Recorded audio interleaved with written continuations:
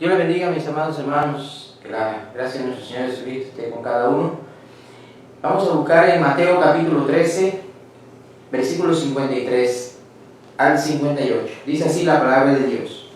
Aconteció que cuando terminó Jesús estas parábolas, se fue de allí, y venido a su tierra, les enseñaba en la sinagoga de ellos, de tal manera que se maravillaban y decían: ¿de dónde tiene esta sabiduría y estos milagros?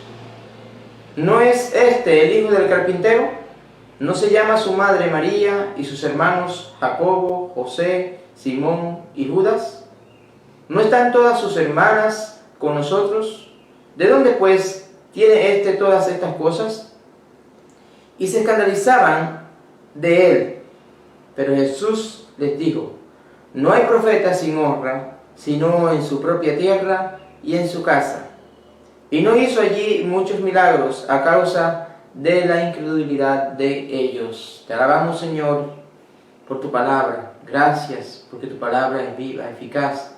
Gracias porque tu palabra, Señor, sigue hablándonos. Gracias porque el Señor Jesucristo, el Salvador, sigue siendo el Maestro por excelencia. Gracias porque a través de su vida, Señor, aquí en la tierra, como testimonio público de su ministerio, oh Dios, también nos enseñó a nosotros qué tan importante fue su venida, su primera venida a este mundo.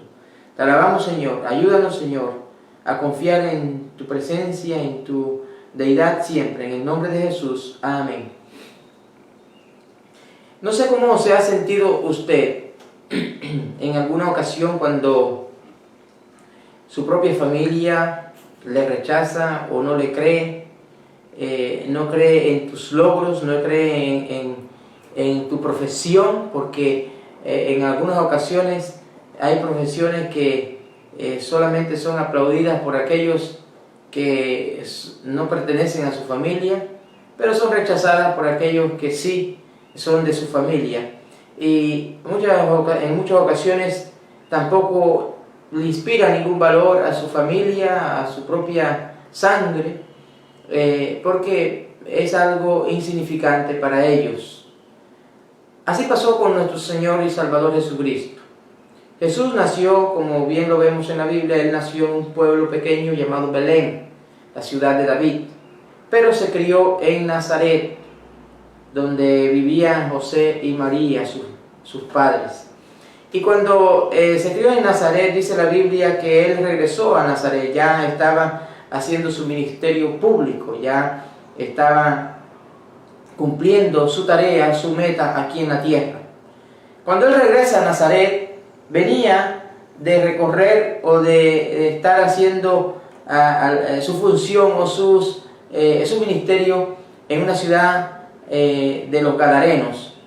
Fue allí en el capítulo 8 de Mateo que dice la Biblia que él liberó a unos endemoniados y que estos endemoniados quedaron libres, sanos, porque Jesucristo hizo el gran milagro y estos demonios fueron a caer en un hato de cerdo que fueron llevados a un precipicio. Es lo que dice la Biblia en el capítulo 8 de Mateo.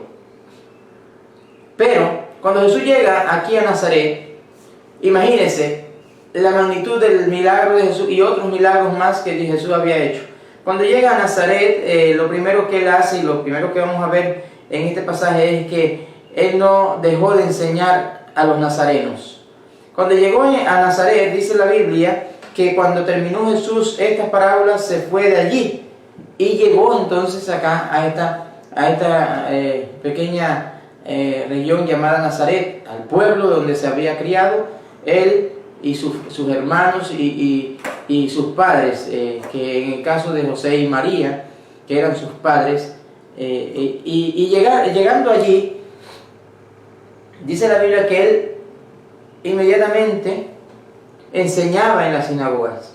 Jesús no dejó de enseñar en Nazaret, a pesar de lo que sucede más adelante, lo que vamos a ver en este bello pasaje. Dice la palabra del Señor que Jesús regresa a Nazaret después de haber venido de hacer su ministerio. Pero cuando llega a Nazaret, venido a su tierra, les enseñaba en la sinagoga de ellos, de tal manera que se maravillaban y decían. Pero estas maravillas no eran maravillados de su poder, maravillados de lo que era Jesús en sí, el Mesías, el Cristo, que había prometido la palabra de Dios y que había encarnado en Jesús, sino que ellos se maravillaban porque no eran capaces de aceptar al Cristo, al Mesías, al hijo del carpintero. No eran capaces de asimilarlo todavía. De manera, dice la palabra de Dios, ¿de dónde tiene esta sabiduría y estos milagros? Ellos se maravillaban no por los milagros que hacía, sino que se maravillaban porque se sorprendían. ¿Es este el hijo del carpintero el que puede hacer estas cosas? ¿Es este que hemos nosotros visto desde niño, como un niño común y corriente, corriendo y jugando, tal vez en la región allí de Nazaret? Y no eran capaces de creer que él era Mesías prometido, el Mesías que había hablado el profeta, del que había hablado el profeta Isaías, del que habían hablado los profetas. Se nota el rechazo inmediato. En el mismo versículo 54, cuando ellos dicen, ¿de dónde tiene esta sabiduría y estos milagros? ¿No es este el hijo del carpintero? ¿No se llama su madre María y sus hermanos Jacobo, José, Simón y Judas? ¿No están todas sus hermanas con nosotros? ¿De dónde pues tiene todas estas cosas? Otra versión de la Biblia dice, en otra versión dice, se sentían profundamente ofendidos y se negaron a creer en él. Los aldeanos se sentían ofendidos porque no eran capaces de creer que Jesús era el Cristo que había llegado a este mundo. Había Dios cumplido con enviar al Cristo, al Mesías. Y dice la palabra de Dios que cuando Jesús les escuchaba y se daba cuenta de la actitud de aquellos, se escandalizaban de él, dice la palabra de Dios. Pero Jesús dijo, no hay profeta sin honra sino en su propia tierra y en su casa. En otras palabras, recibe honra en otras partes, pero no recibe honra en su propio pueblo. Es lo que el Señor Jesús dice. Yo estaba recordando en este pasaje un poco de mi niñez, porque cuando yo era niño me gustaba la décima, cantar décima, y cantaba décima desde muy niño. Y cuando lo hacía, a veces salían en las transmisiones de las emisoras y el pueblo escuchaba de donde yo me crié, y la gente estaban siempre felicitando y contenta, orgullosa de que ahí había un niño con talento y que era escuchado en las emisoras, en la radio e incluso en la televisión. En alguna ocasión salí también y la gente estaban alegres porque era lo que ellos querían ver, tal vez. Pero en estos momentos yo digo, bueno, no hay mayor profesión o mayor responsabilidad que ser un servidor de Jesucristo, servirle al Señor. Y yo creo que para el pueblo donde yo me crié, eso tiene poca importancia, eso no tiene importancia. Eso tal vez para ellos no es algo que les llame mucho la atención. Jesús en aquel tiempo hacía tantas cosas en lugares distintos. En Capernaum, por ejemplo, hacía y obraba muchos milagros, pero no hacía en su propia tierra porque la gente no creía en él. Se resistían a aceptarle. Pero Jesús vino con la intención de que ellos también le conocieran, le recibieran, creyeran en Él, porque no dejaba de enseñar. Dice la Biblia que Él fue y enseñaba en la sinagoga. Él iba a los lugares donde se reunían los religiosos y predicaba y enseñaba la palabra allí. Pero aún así, se hacían la pregunta y se avergonzaban de Jesús.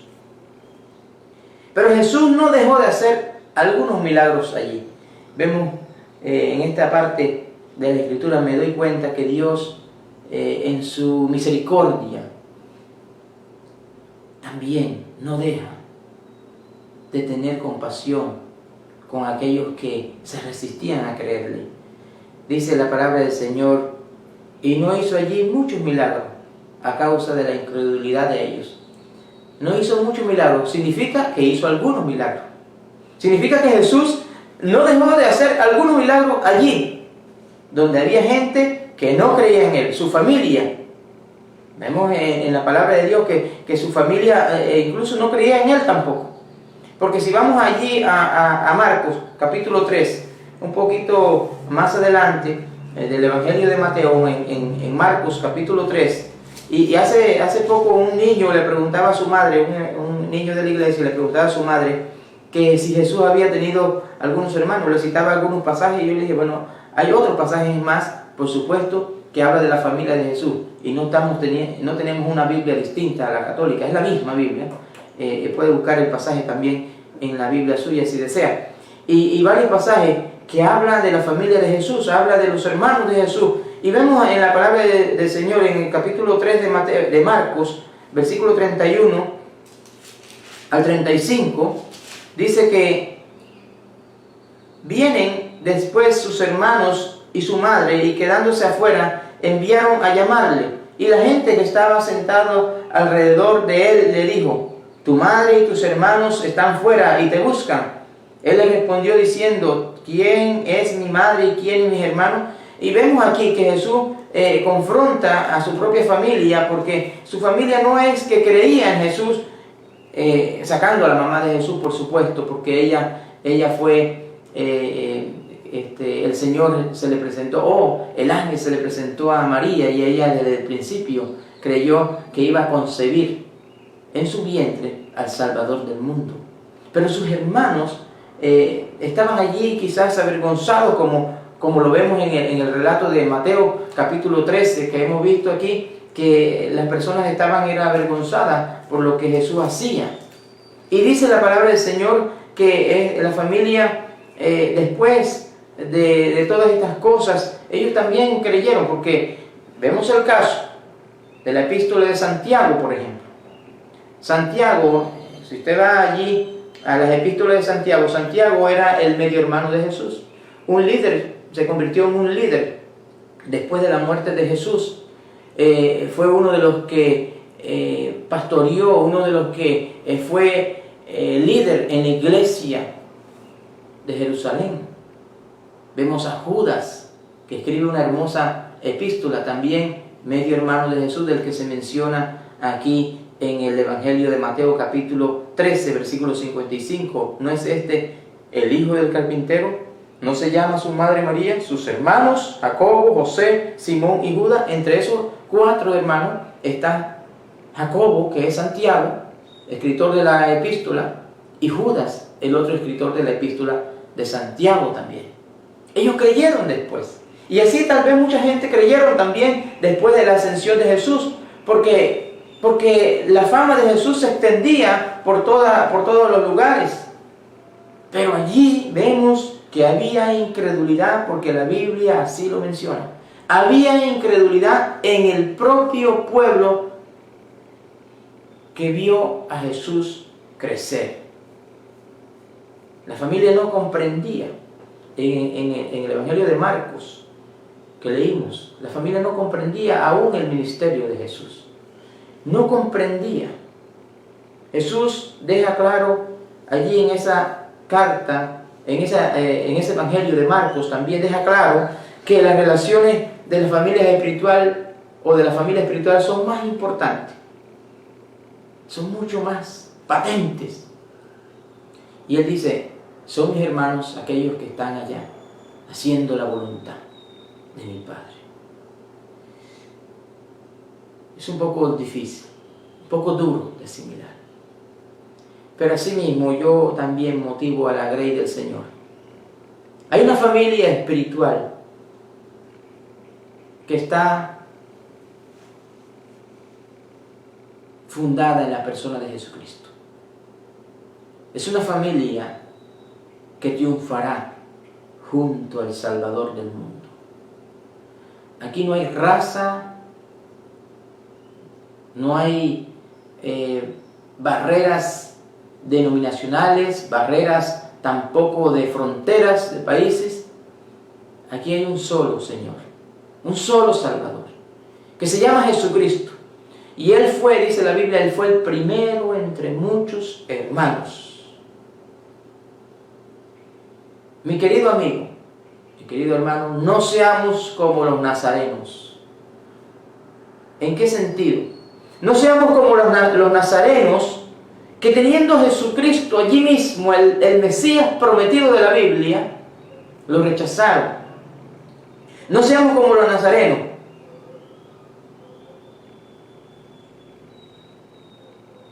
No esperemos ver para creer.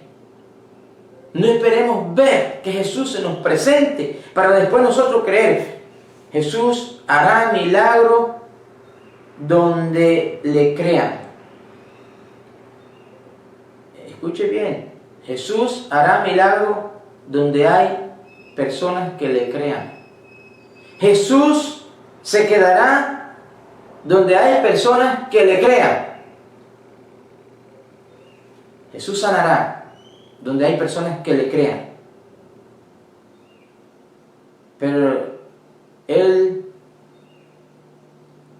no hará nada si no hay personas que no crean. Para Jesús no hay favoritos.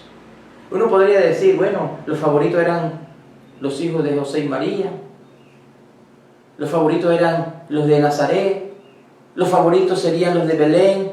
Para Jesús no habían favoritos, para Jesús solamente habían creyentes, habían seguidores, habían discípulos verdaderos. En nuestros tiempos, en la actualidad, sigue siendo Jesús el mismo. Él solamente espera verdaderos discípulos. Solamente Jesús espera verdaderos seguidores. Y aquí no hay que ser famoso. Aquí usted no tiene que tener títulos. Aquí usted no tiene que tener dinero. Usted solamente tiene que tener fe en Jesucristo. Y para aquello, no tenemos que ser como los nazarenos. Como dice el Señor, y no hizo allí muchos milagros a causa de la incredulidad de ellos. Si el Señor no hace algo en Panamá, es por causa de la incredulidad de la nación. Pero si usted quiere que la obra de Jesucristo sea hecha en Panamá o en el mundo entero, deben haber verdaderos creyentes. Si queremos que Dios obre en la familia espiritual, debemos ser verdaderos creyentes, verdaderos discípulos. Si nosotros queremos que Dios obre en la iglesia del Señor, debe haber verdaderos discípulos. Si usted quiere que el Señor obre en su familia, debe haber verdaderos creyentes. Que Dios le bendiga grandemente. Y quiero orar por usted y por su familia. Padre eterno, Dios todopoderoso, oro porque hayan, Señor, corazones sinceramente arrepentidos, corazones sinceramente volcados hacia ti. Que esa fe, Señor, sea puesta en el Jesús Nazareno, en el Jesús que vino a este mundo de forma sencilla, de una forma, oh Dios, no esperada por lo que el mundo espera a veces, Señor. Pero era el reino, no de este mundo, sino que su reino era celestial. Padre, oramos, Señor, para que hayan personas, Señor, esperando no de la manera humana, sino de la manera divina. Señor, que haya algo, Padre, en su vida, en su familia. Padre, que esa sanidad, oh Dios, que necesitamos, solamente confiemos en el Jesús que hizo grandes cosas y que sigue siendo grandes cosas. Glorifícate, Señor, glorifícate, Padre eterno, que nosotros seamos verdaderos cristianos, verdaderos creyentes, verdaderos discípulos tuyos, Señor. Para ti no hay favoritos, Señor. Para ti solamente hay creyentes. Alabamos tu nombre, Señor. Amén y amén.